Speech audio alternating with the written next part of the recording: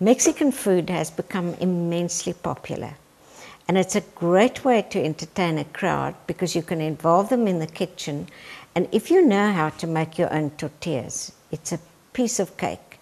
Now let me show you. We've measured the flour. It's very important that you measure everything very accurately. That's actually the only secret there is to it. We've measured the flour, and then the same cup that you've used to measure the flour, we've measured the water. And we're using hot water to mix this with, and we're using olive oil. I've made a hollow in the flour, add the olive oil,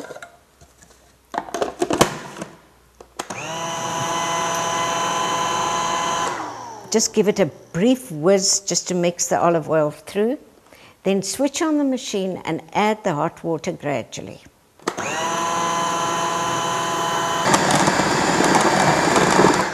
Now before you add the last little bit of water, just test your dough.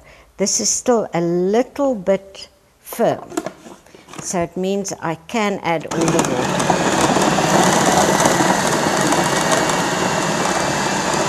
After 10 minutes standing time, you add your seasoning, and now you really give it stick with a processor, because now we want to mix it quite aggressively to develop the gluten.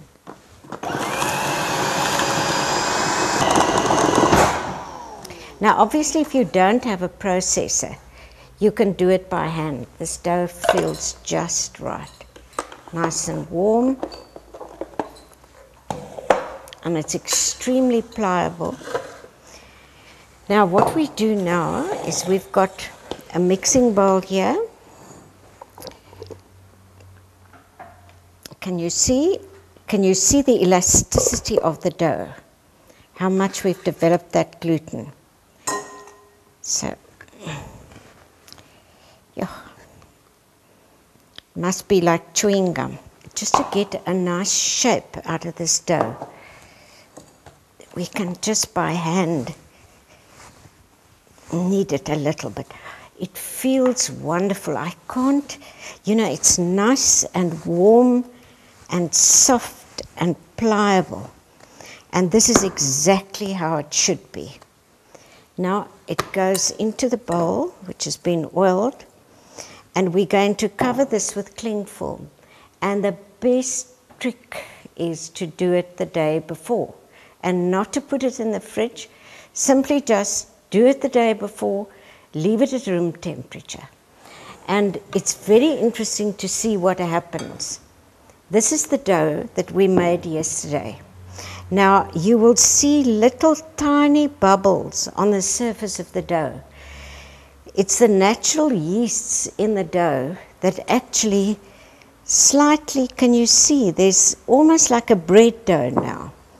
And the gluten has relaxed now. So although it's still tacky, it's now a soft tack.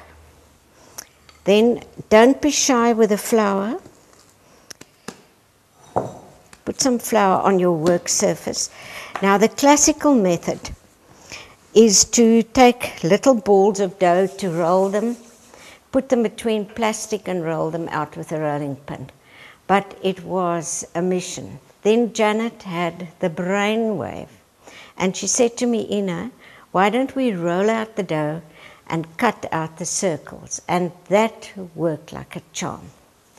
So if there's some real Mexican mamas watching, just skip this bit, because obviously you've got a better method of doing it. So you can divide your dough into thirds or into quarters, as much as you feel comfortable to handle, and make sure that you've got enough flour on your rolling pin.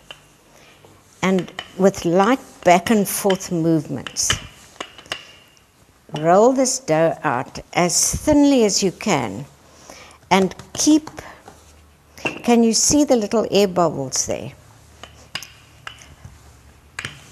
Keep lifting it and turning the dough, because it'll immediately stretch back again.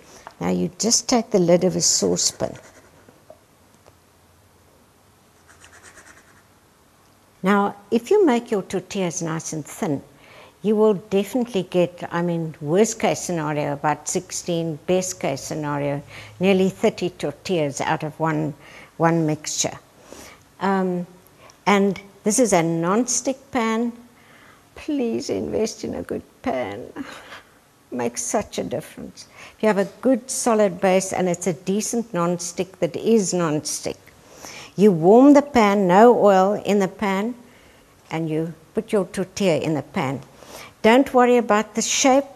I quite like these odd looking shapes. It looks far more homemade. So we toast it on the one side, and you've got a cloth here. We wet one half. We're going to squeeze it so that the cloth is ever so slightly damp. And just lay this on your work surface. And as we cook our tortillas, we're going to cover them with a damp cloth. Now, if you want to make corn tortillas, then we use exactly the same method as we did before. But instead of using all flour, cake flour, we are using 2 cups or half cake flour and half white millie meal. And because the millie meal doesn't have as much gluten in as the cake flour, you'll find that your dough is slightly less resilient. We roll it out in exactly the same way. We cut it out in exactly the same way. But I'm going to show you a different method of cooking it. We're going to deep fry those, and I'm also going to show how to make corn chips out of it. Once you've toasted the one side, just flip it over. Now, everything deep fried tastes wonderful.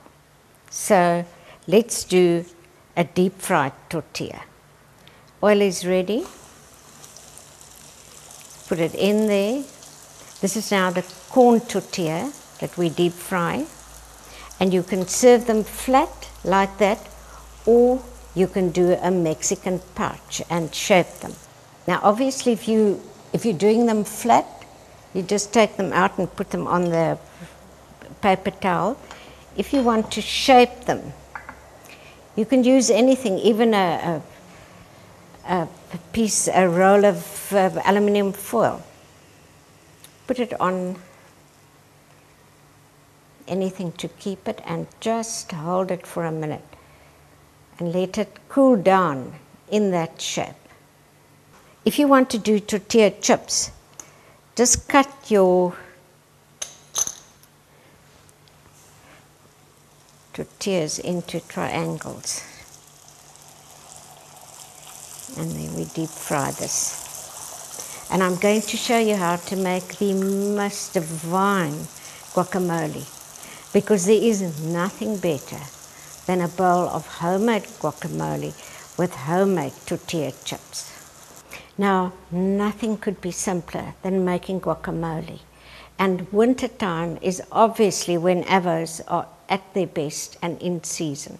And all you need, in addition to the avo, is some chopped garlic and some lime juice. Add the chopped garlic. Squish the avos with a wire whisk. Once your guacamole is nicely pulverized but not completely smashed, then we season it with a bit of the chili and garlic seasoning. Needs a little bit of a bite. Now join me for a delicious ice cold margarita with half the rim salted, a little bit of lime in it, and of course lots and lots of ice. And then to go with that, some of our homemade tortilla chip, this wonderful guacamole, and salute.